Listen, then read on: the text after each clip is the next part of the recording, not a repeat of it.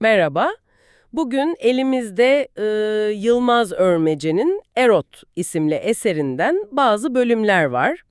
Şöyle bir dünya düşünün. 2033'te büyük devrim olmuş ve 2050 Türkiye'sindeyiz. Ama bildiğimizden çok farklı. Yani toplumsal cinsiyet rolleri tamamen tersine dönmüş.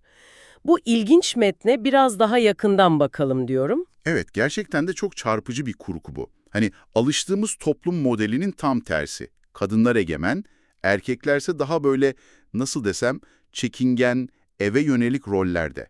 Bakalım bu ters dünya bize neler fısıldıyor? Metin 2050'de Nozbart diye bir şehirde başlıyor. Yani eski Trabzon. Hatice diye bir karakter var. Annesi Mehlika Sultan'a anlatıyor. İşte komşuları Samiha teyze, kocası Hulusi amcayı yine dövmüş. Hmm, Mehlika Sultan'ın tepkisi de ilginç. Kocasıdır, ister döver, ister sever diyor. Bu o toplumdaki yeni normali gösteriyor galiba. evet, yani bu replik aslında çok şey anlatıyor.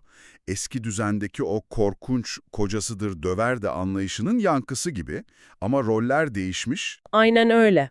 Ve Hatice eski zamanlarda erkeklerin kadınları dövdüğünü tarih kitaplarından okuyunca inanamıyor, şaşırıyor. Bu da ilginç. Çok ilginç. Şiddet varlığını sürdürüyor ama yön değiştirmiş sadece. Mehlika işte o 2033 devrimi öncesini anlatmaya başlıyor sonra. Kendi gençliğinde erkeklerin nasıl egemen olduğunu, kadınların ikinci sınıf vatandaş gibi görüldüğünü anlatıyor.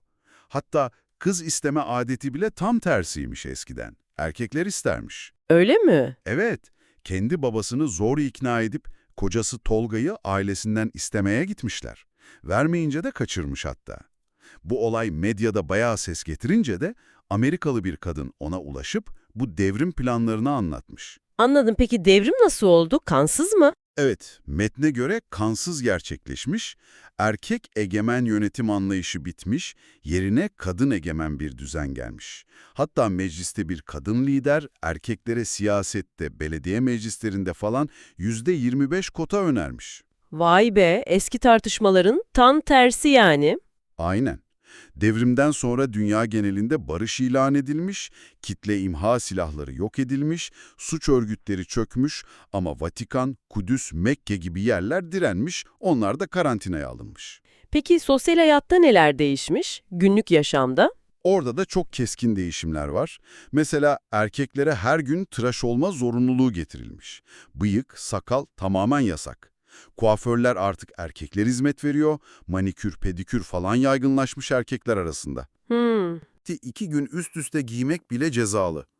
Pazarda mesela erkekler sebze seçerken çekingen davranıyorlar, pazarcı kadınlardan "elleme domatesi" ya da "göz teması kurma benimle" gibi azarlar işitiyorlar. Ciddi misiniz? Evet, metinde böyle anlatılıyor.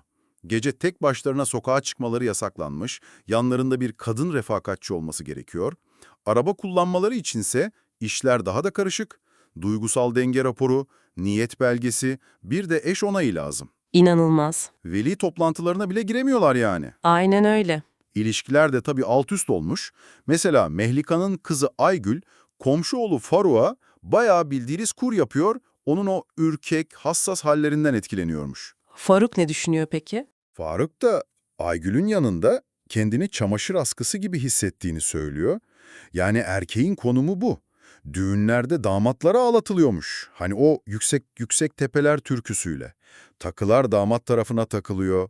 Gelinlikler siyah olabiliyor. Siyah gelinlik mi? Çok ilginç. Sporda durum ne? Spor müsabakalarında kadınlar ve erkekler aynı takımda oynuyorlarmış.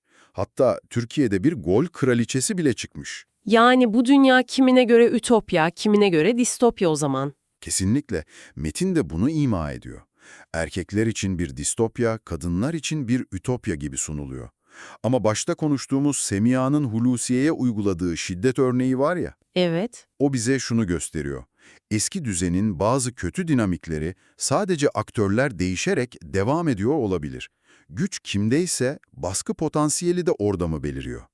Tolga'nın araba kullanamaması, Hulusi'nin evlilikten bıkkınlığı gibi erkeklerin yaşadığı zorluklar da var. Doğru. Yani bu metin aslında bize güç dinamikleri, toplumsal roller üzerine düşünmek için çok ilginç bir ayna tutuyor.